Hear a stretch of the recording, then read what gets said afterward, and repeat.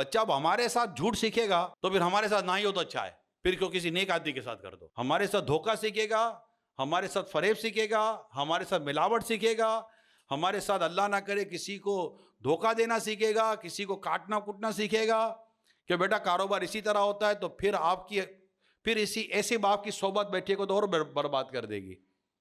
مگر اس کا نتیجہ کیا نکلے گا؟ نہ ہمیں خیر ملے گی، نہ اولاد کو خیر ملے گی۔ تو اولاد کو چیزیں سکھانی پڑیں گی۔ اسی طرح جب آپ اولاد کو اپنے کاروبار میں لے کے جاتے ہیں، اس سے وہ کاروبار کی وہ باتیں بتائیں جو ہمیں رسول اکرم صلی اللہ علیہ وآلہ وسلم نے بتائی ہیں کہ کاروبار کیسے کیا جائے گا، اور کس کاروبار کرنے والے کو اللہ پاک کے پیارے حبیب صلی اللہ علیہ وآلہ وسلم نے پسند فرمایا۔ میں ایک ایگزامپل دیتا ہوں، میں نبی پاک صلی اللہ علیہ وسلم کے خوبصورت ارشاد بتاتا ہوں۔ پاکیزہ کمائی ان تاجروں کی ہے۔ ابھی ہم اپنی اولاد کو بتائیں نا، اولاد کو بتانے کا مطلب کہ پہلے میں نے پڑھا اور میں اپنے عمل سے بتا رہا ہوں، بیٹا دیکھو میں سرکار کی حدیث پر عمل کر رہا ہوں صلی اللہ علیہ وآلہ وسلم۔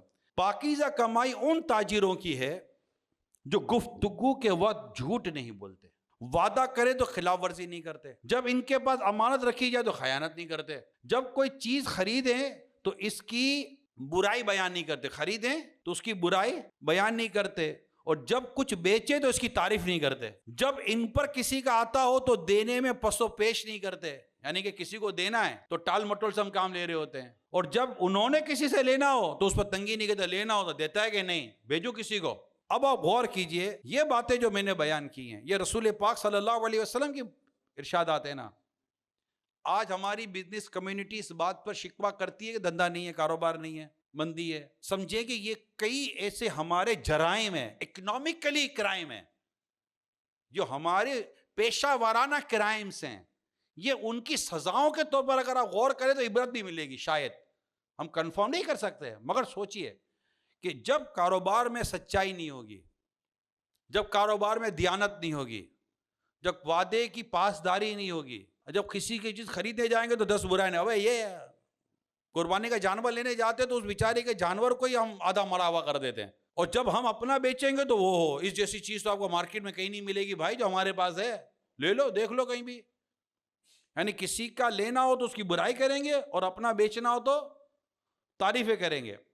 اچھا ہمیں کسی کو دینا ہے، ارے یار دیکھو نا آج کل حالات کیسے ہیں یار، اسی کے اگلے گھنٹے کسی سے لینا ہو تو اس کے بعد کھینچائے، بھائی تو تمہارے حالات خراب ہے تو اس کے بھی تو حالات خراب ہیں، آپ نہیں دے سکتے تو وہ آپ کو نہیں دے سکتا۔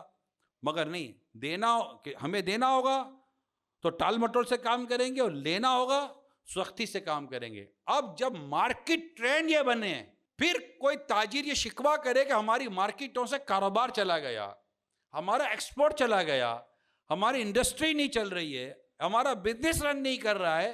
ارے بھائی، جس منڈی میں، جس کاروبار میں، یا جس بزنس ایریا میں اتنی خرابیاں آ جائیں، تھوڑا سا پانی بھر جاتا ہے تو گاہک نہیں آتا، رائٹ اور رانگ؟ آپ کی بازار کی گلی میں کیچڑ آ جائے کوئی گاہک آئے گا؟ جس مارکیٹ میں اتنے گناہوں کا کیچڑ بھر جائے اس مارکیٹ میں کون گاہک آئے گا؟ جب تک ہم اپنی تجارت کو ان اصولوں کے مطابق نہیں لائیں گے جو نبی پاک صلی اللہ علیہ وسلم نے فرمایا ہے، نہیں لائیں گے تو ہماری تجارتیں پیچھے رہ جائیں گی۔ ہم جن کی مثالیں دیتے ہیں نا، ان کی تجارت بہت اچھی ہے، انہوں نے اپنی تجارت میں ان چیزوں کو، یہ ایک جنرل پرنسپل ہے، ایک جنرل پرنسپل ہے کہ اس پر عمل کرو تو انشاءاللہ تعالیٰ برکت دیکھو گے۔ اب میں عمل کروں تو میں بھی دیکھوں گا، آپ عمل کریں تو آپ بھی دیکھیں گے۔ اچھا، اس گئے گزرے دور میں اور گئے گزری مارکیٹ میں میں کہتا ہوں اگر ایک تاجر بھی اس پر عمل کر لینا، آپ دیکھیے گا اللہ پاک اس کی دکان کے اوپر رش نہ لگائے تو مجھے کہیے گا۔